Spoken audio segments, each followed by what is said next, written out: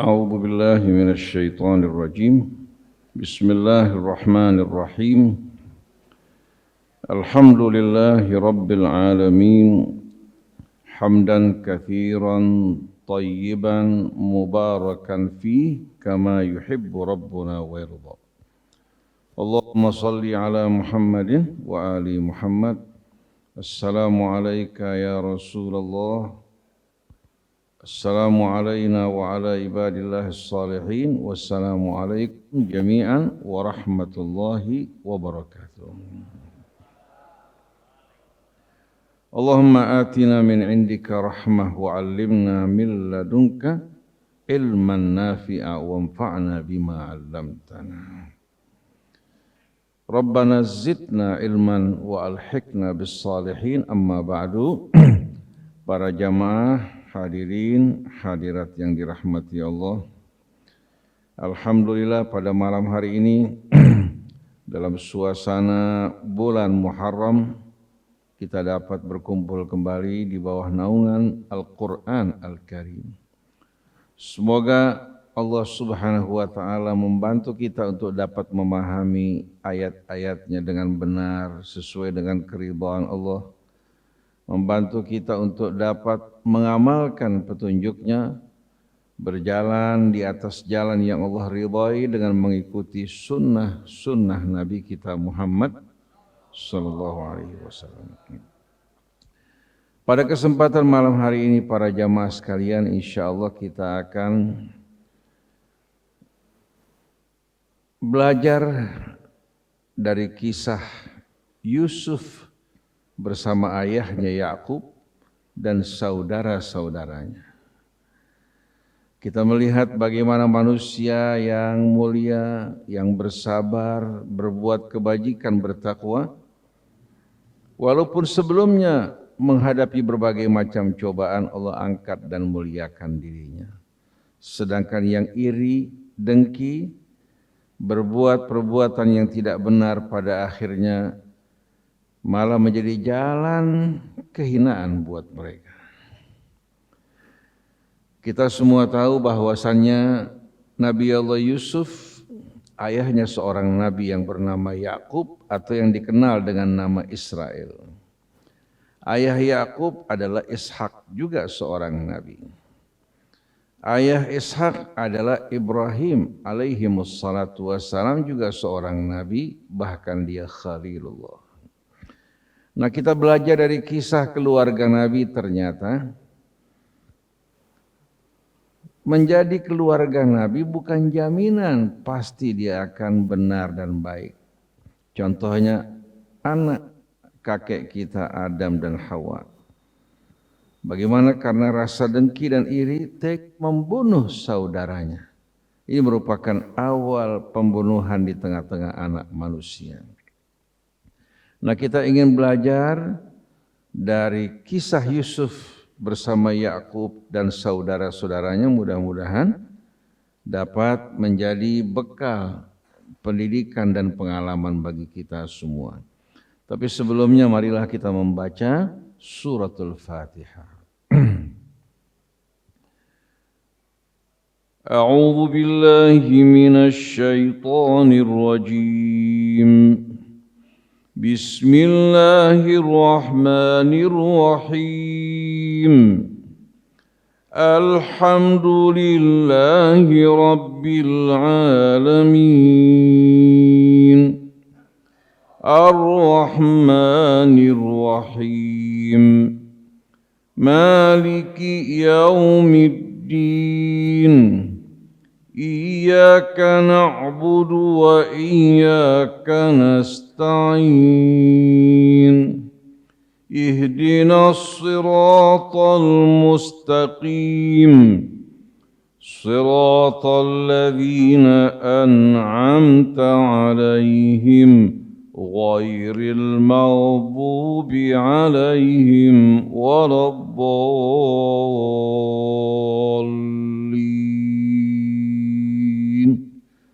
Amin, amin. Para jamaah hadirin, hadirat yang dirahmati Allah. Satu hari ketika Yakub atau Nabi Allah Yakub yang telah lanjut usia, dia memiliki 12 anak laki-laki. Satu hari ketika Yakub bersama putranya Yusuf, tahu-tahu dia mendengarkan Yusuf berkata kepada sang ayah,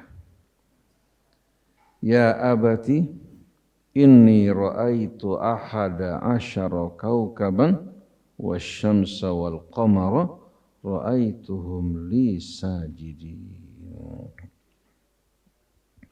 Wahai ayahanda, sesungguhnya aku menyaksikan ahada asyara kaukab. Kalau najmun menunjuk kepada bintang, kalau kaukab menunjuk kepada planet.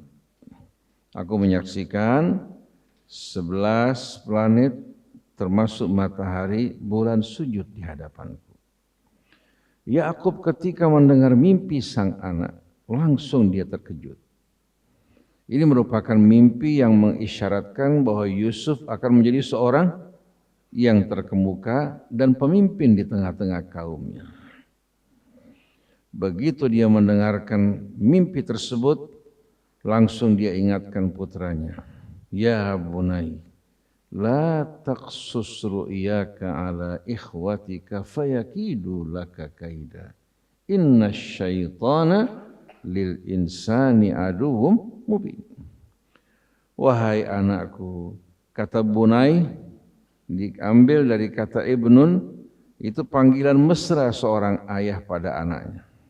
Wahai anakku sayang, jangan sekali-kali kamu ceritakan mimpi kamu pada saudara-saudara kamu.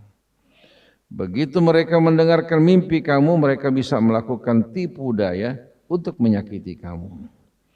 Sesungguhnya syaitan adalah musuh yang nyata bagi manusia. Kita tahu watak sombong dan pendengki merupakan sifat siapa? Syaitan.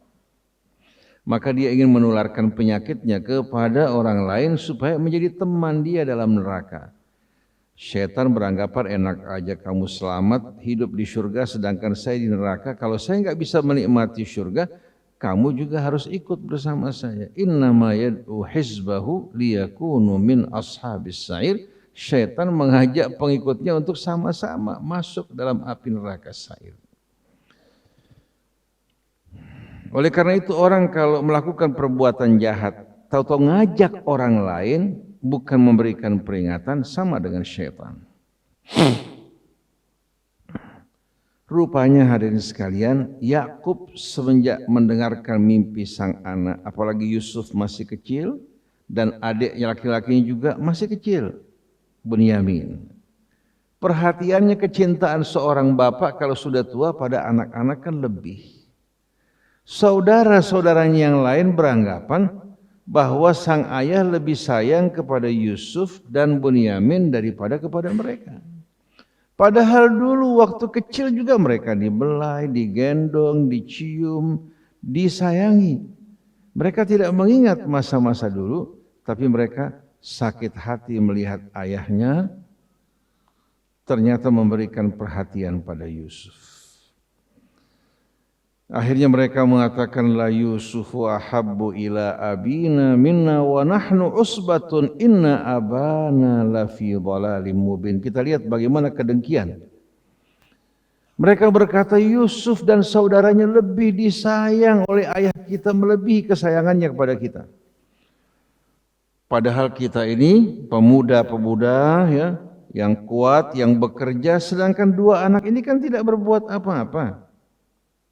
Sungguh ayah kami benar-benar dalam kesesatan yang nyata. Bayangkan, dia lupa kebaikan ayahnya, dia menuduh ayahnya dalam kesesatan yang nyata, padahal mereka tahu ayahnya seorang nabi dan rasul. Mana mungkin pilih kasih pada anaknya. Inna abana lafi dhalalim. Akhirnya mereka mengusulkan uqtulu Yusufa awitrahuhu arban yakhlu lakum wajhu abikum wa takunu min ba'dihi qauman salihin. Mari bersama-sama kita bunuh Yusuf. Atau buang dia di tengah padang supaya ayah kalian perhatian cintanya hanya kepada kalian. Wa takunu min ba'dihi qauman shalihin, setelah itu kalian taubat pada Allah menjadi orang soleh. Ini bisikan syaitan paling sering. Sekarang minum, sekarang puas-puasan, setelah itu kamu taubat. Belum sempat taubat, malakul maut datang menjemput dirinya. Tapi salah seorang dari mereka mengatakan, ya, rupanya yang agak berpikir, la taqtulu Yusuf. Jangan kalian bunuh Yusuf. Wa alquhu fi ghayabatil jub yaltaqithu ba'du sayyarati in kuntum fa'ilin.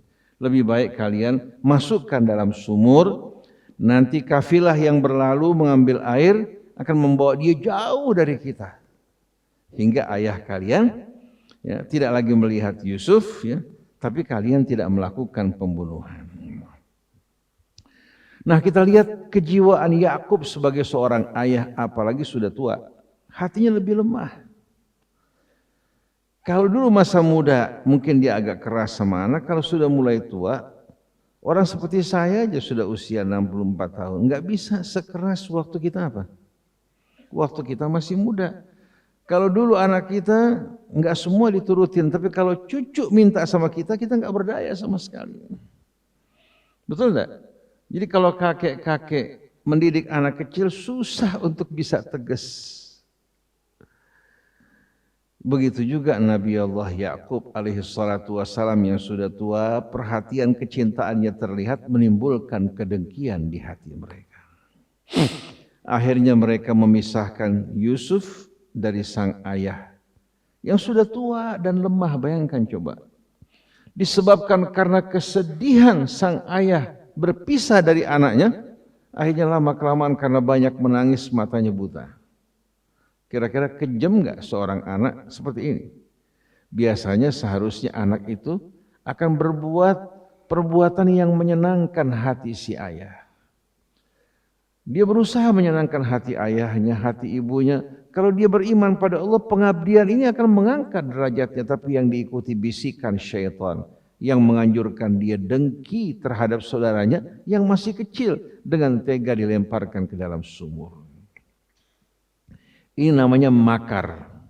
Makar dan tipu dah.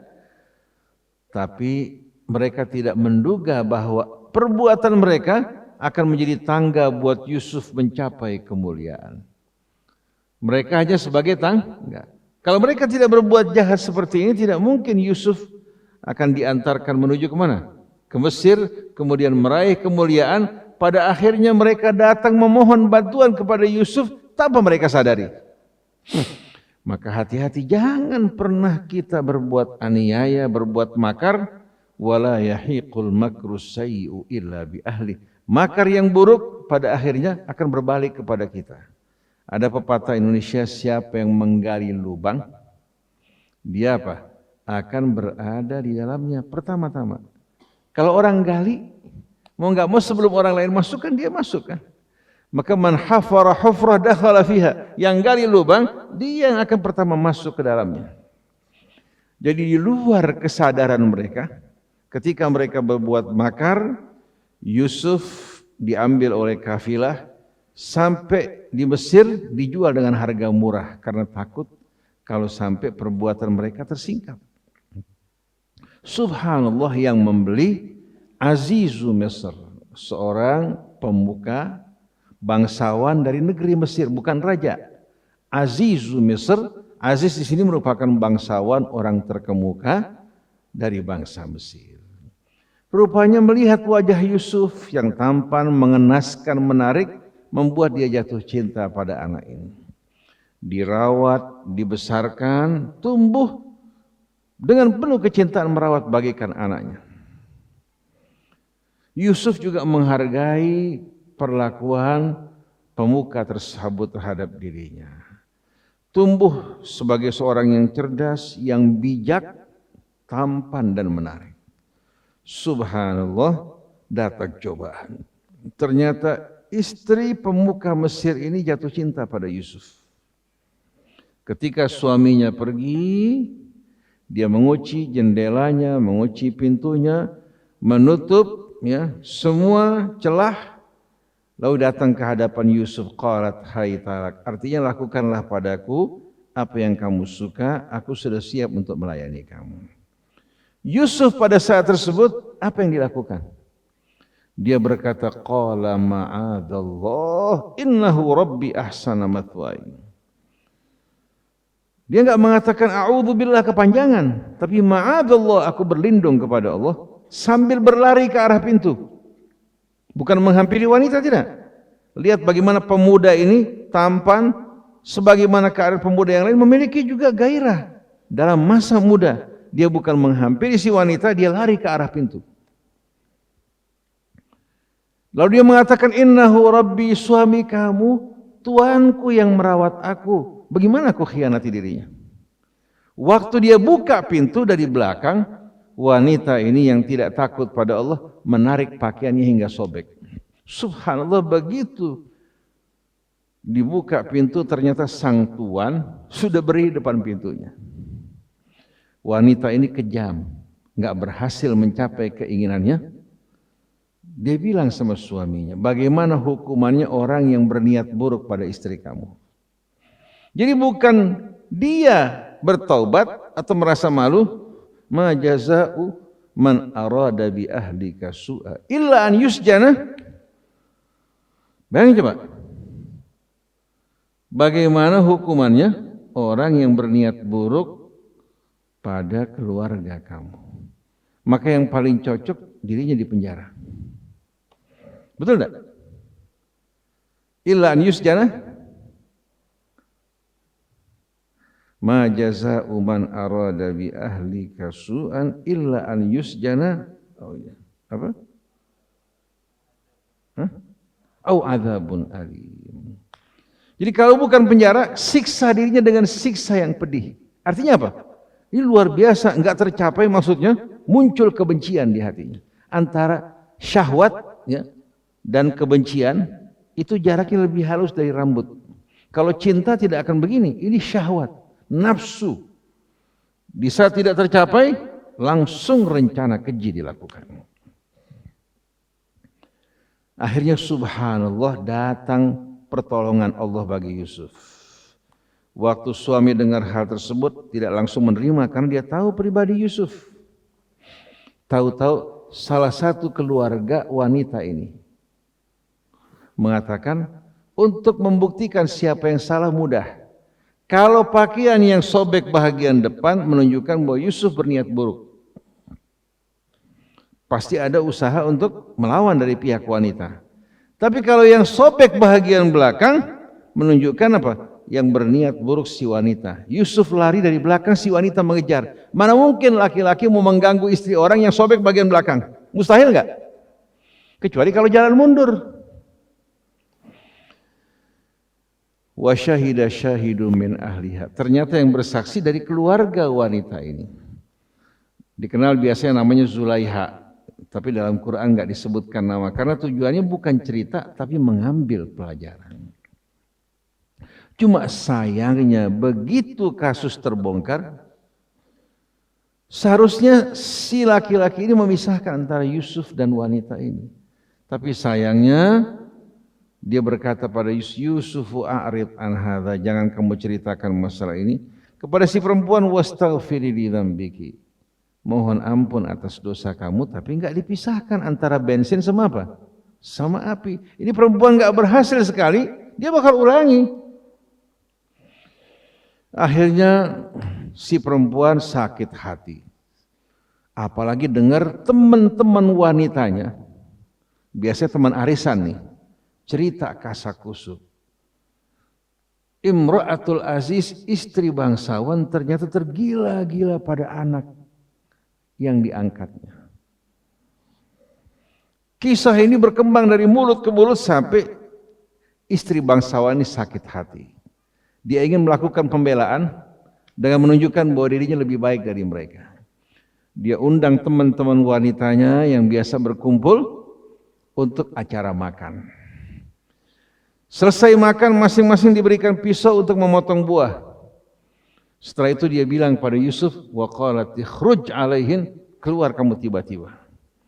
Begitu Mereka menyaksikan Yusuf keluar, akhirnya mereka iris jari mereka tanpa mereka sadari.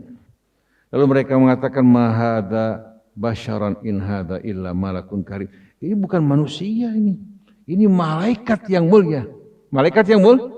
Mereka ingin menutupi rasa malunya, bilang ini malaikat bukan manusia. Kalau manusia nggak mungkin jari kami teriris. Si perempuan bilang apa? Ini laki-laki ya, yang kalian tuduh saya tergila-gila padanya.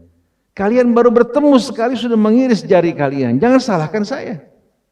Kalau sampai tergila-gila padanya. Coba lihat.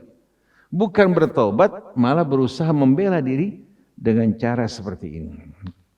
Apa yang terjadi setelah itu?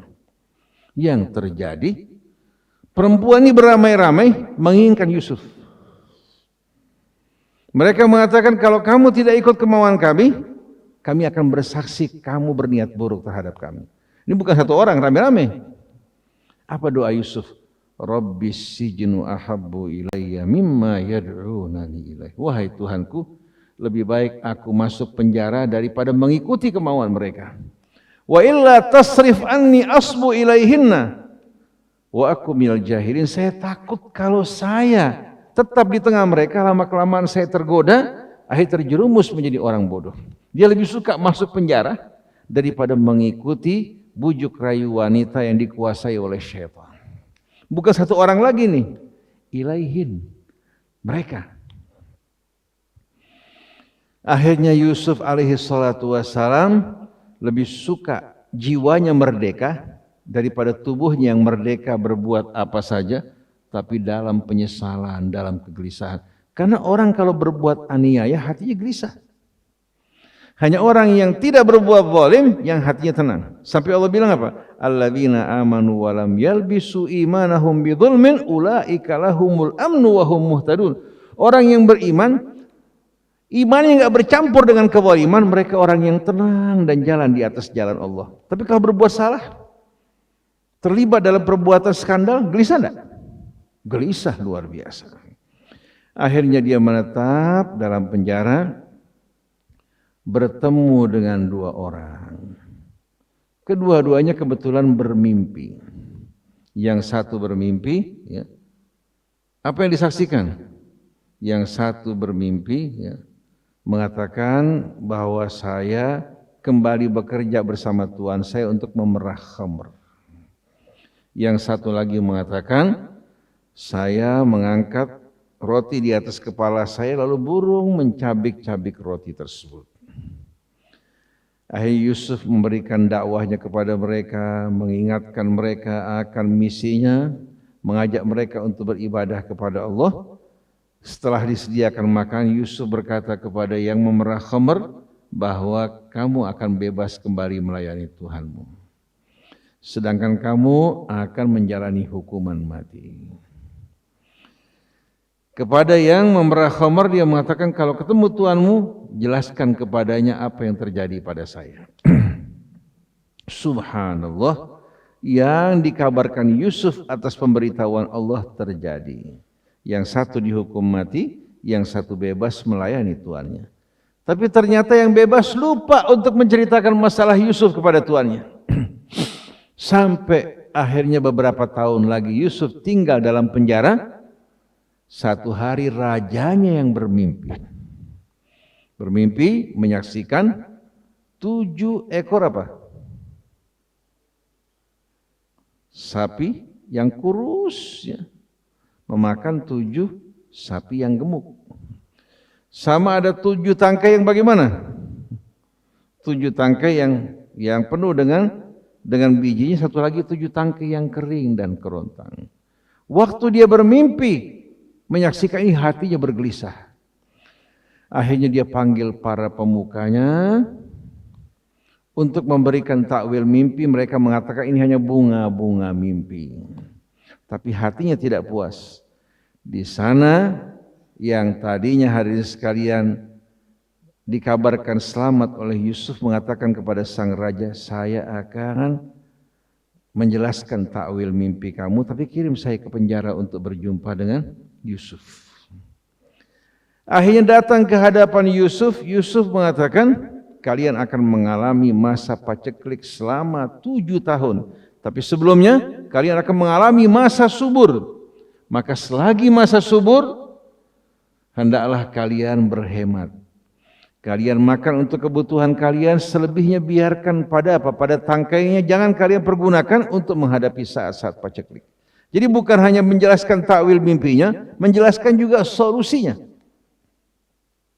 Pada saat itu si raja mengatakan, keluarkan siapa? Yusuf bawa ke hadapan saya.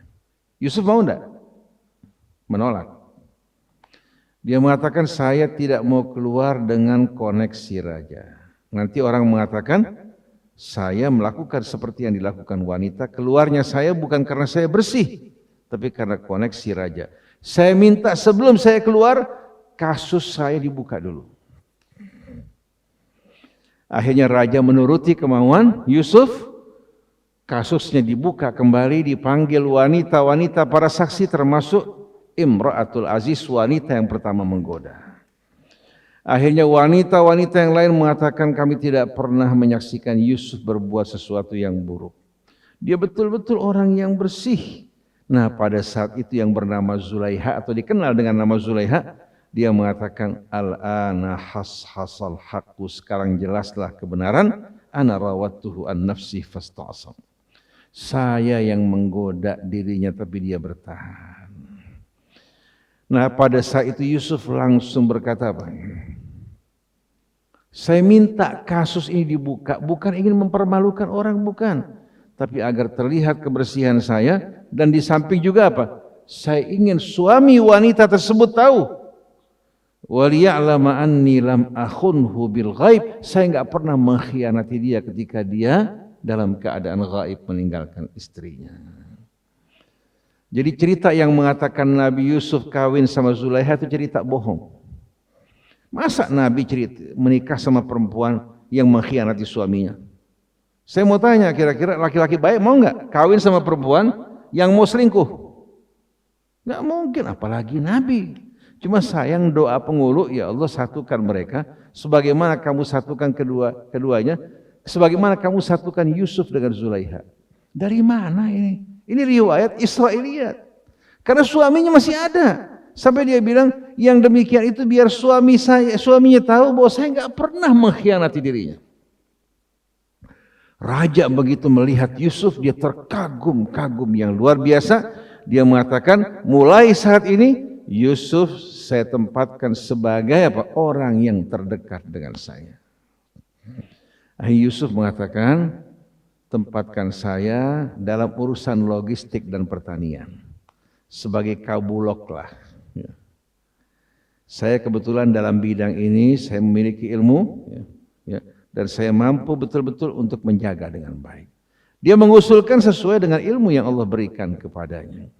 Akhirnya seperti yang dikabarkan, selama 7 tahun Yusuf bekerja keras untuk menghasilkan pertanian, menimbun sebahagian, menyisakan sebahagian untuk kebutuhan yang mereka makan. 7 tahun kemudian datang masa paceklik.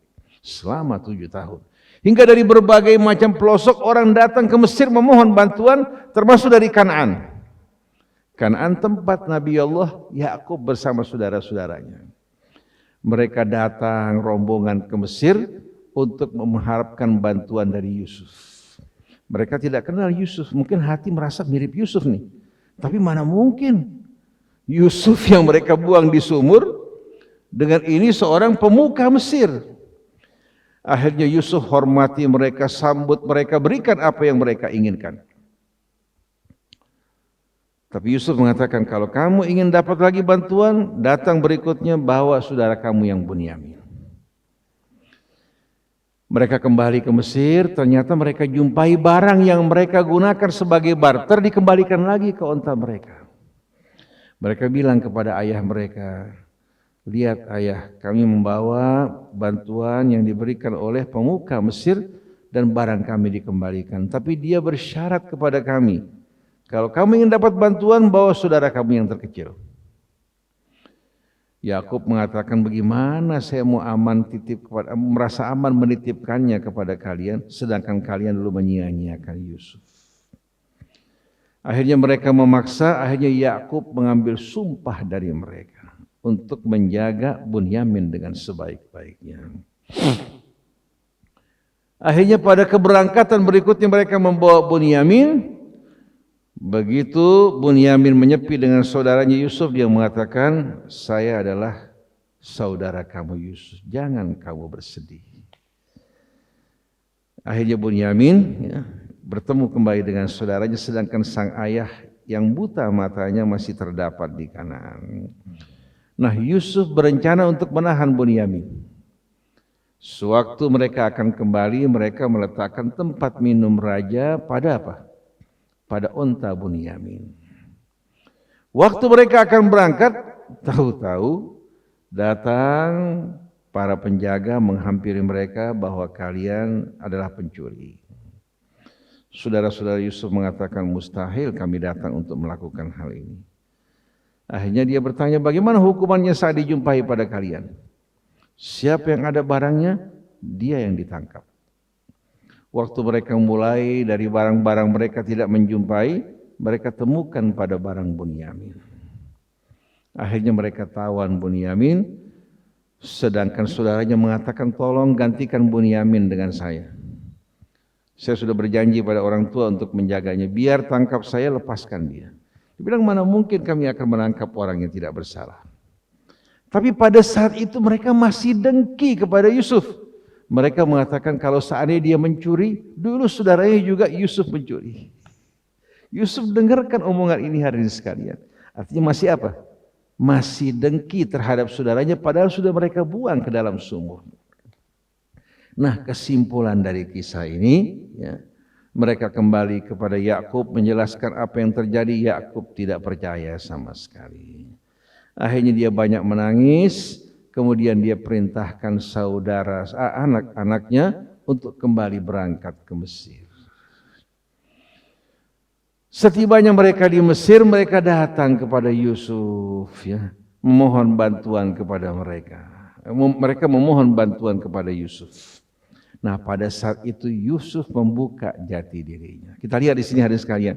Yang kita ingin bukan cerita pelajarannya.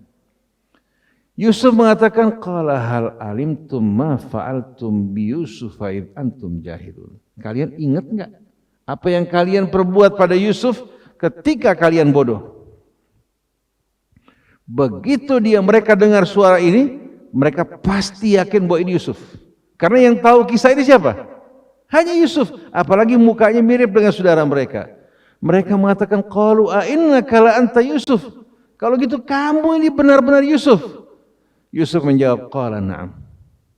Qala ana Yusuf wa hadha akhi. Betul, saya Yusuf dan ini saudara saya. Qad mannallahu alaina. Allah telah melimpahkan karunia-Nya atas kami dengan sebab kalian. Innahu man yattaqi wa yasbir fa innallaha la yudhi'u ajral muhsinin. Siapa saja yang bertakwa dan sabar, Allah tidak akan menyia-nyiakan ganjaran orang yang berbuat kebajikan. Siapa saja yang bertakwa dan sabar, Allah tidak akan sia-siakan ganjaran orang-orang yang bersabar. Pada saat itu mereka dengan penuh penyesalan mengatakan, qalu laqad atharakallahu alaina wa in kunna la khati'in. Mereka berkata, sungguh Allah telah mengutamakan kamu atas kami dan sungguh kami betul-betul dulu telah melakukan kesalahan terhadap kamu. Yusuf sebagai orang yang mulia, ketika menjumpai saudaranya yang pernah menyakitinya, dia tidak melihat negatifnya, dia melihat positifnya. Kalau bukan sebab mereka, tidak mungkin dia sampai dalam kedudukan seperti ini. Dia mengatakan, yaghfirullah la tathriba alaikumul yaum. Kalian tidak perlu menyalahkan diri kalian. Saya juga tidak akan menyalahkan kalian. Yaghfirullahu lakum. Semoga Allah mengampuni dosa-dosa kalian. Wa yaghfirullahu lakum wa huwa arhamur rahimin. Dan dia maha pengasih lagi maha penyayang. Orang yang mulia di saat kuat selalu memberikan maaf. Seperti Nabi kita masuk ke Mekah, menjumpai orang-orang yang pernah mengusir menyakitinya, dia mengatakan, idhabu wa antumut tulaqa. Pergilah kalian dalam keadaan bebas. Ketika Abu Sufyan menghadap ke hadapan Rasul, padahal dulu orang yang paling sering memerangi Rasul, dia bawa ayat tadi, laqad atharakallahu alaina wa in kunna la khatiin. Begitu Rasulullah dengar ayat ini, Rasul tidak mau kalah dengan Nabi Yusuf. Langsung dia mengatakan, la tathriba alaikumul yaum yaghfirullahu lakum wa huwa arhamur rahimin. Mana yang mulia? Memberikan maaf di saat kuat apa menghukum? Nelson Mandela bukan muslim. Dia seorang pejuang yang memerdekakan South Africa dari penjajahan kulit putih. Dia pernah dipenjara, dipendam sampai ke leher. Dipendam sampai apa? Ke lehernya. Dalam waktu yang cukup lama, bertahun-tahun di penjara. Begitu dia bebas, bahkan menjadi pemimpin South Africa, dia panggil orang yang pernah menyiksanya. Bukan dihukum, dia berikan maaf, dia berikan nasihat yang baik. Coba lihat, masa kita kalah sama orang seperti Nelson Mandela? Mana yang harus mengikuti Rasul? Kita apa dia? Nah, sebagai penutup di sini, Yusuf bukan hanya memberikan maaf, tapi idhabu biqamisi hadha fa'alqu ala wajhi abi ya'ti basira wa'tuni bi ahlikum ajmain. Bawa baju saya, usap pada mata ayah saya, dia akan melihat kembali, dan bawa boyong semua keluarga kalian, hidup mulia bersama kami. Ini sedikit pelajaran dari kisah Yusuf. Ya, walaupun anak-anak Nabi nggak luput dari kesalahan, apalagi kita. Oleh karena itu, mari bangun ya, kecintaan di jalan Allah, saling memaafkan, saling mengalah, dan biasakan berkata yang baik, jangan berkata yang buruk, mendengar yang baik, memandang yang. Kalau orang berbuat salah pada kita, berlapang dada memberikan maaf kepadanya, Allah akan memuliakan kita. Kezaliman orang akan menjadi tangga bagi kita menuju kemuliaan di hari akhir nanti. Mudah-mudahan bermanfaat bagi kita semua. Subhanakallahumma wa bihamdik asyhadu an la ilaha illa anta astaghfiruka wa atubu ilaik wal afu minkum. Wassalamu alaikum warahmatullahi wabarakatuh.